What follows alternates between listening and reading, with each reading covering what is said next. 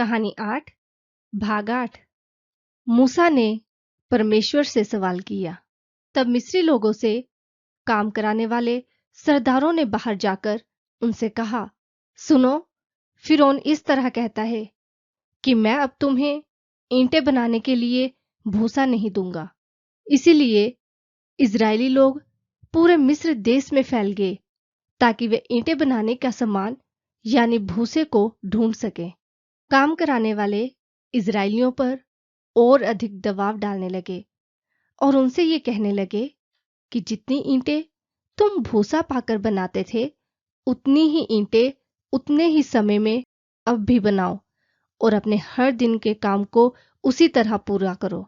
Pharaoh ने Israeli काम करने वाले लोगों के ऊपर जिन इजरायली सरदारों को ठहराया था उन्होंने मार खाई और उनसे ये पूछा गया, क्या कारण है कि तुमने अपनी ठहराई हुई ईंटों की गिनती के अनुसार पहले के समान कल और आज पूरी नहीं कराई?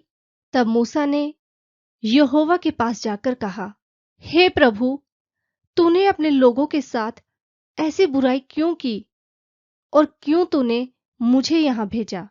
तब यहोवा ने मूसा से कहा, अब तुम देखोगे कि मैं फैरो के साथ क्या करूंगा। उसे तुम सबको छोड़ना ही होगा। वो इतना परेशान हो जाएगा कि तुम सबको मिस्र देश से निकाल देगा। परमेश्वर ने मूसा से कहा, मैं यहोवा हूं और मैं अब्राहम, इसहाक और याकूब को सर्वशक्तिमान परमेश्वर के नाम से दर्शन देता था, परंतु यहोवा के नाम से मैं उन पर कभी प्रकट न हुआ। और मैंने उन्हें कनान देश देने का वायदा किया था जिसमें वो परदेसी होकर रहते थे।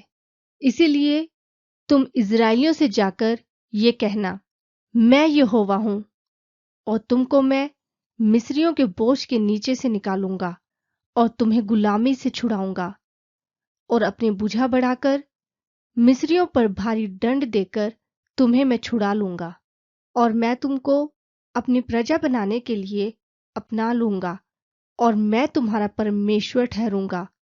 और तब तुम ये जान लोगे कि मैं तुम्हारा परमेश्वर यहोवा हूं जो तुम्हें मिस्रियों की गुलामी से छुड़ा के ले आया। तब ये बातें जाकर मूसा ने इजरायलियों को सुनाई, मगर अपने मन की बेचैनी और गुलामी की कठिनाइयों के कारण उन्होंने उसकी न सुनी। और फिर तब यहोवा ने मूसा से कहा, तू जाकर मिस्र के राजा फिरौन से ये कह कि इजरायलियों को अपने देश में से निकल जाने दे।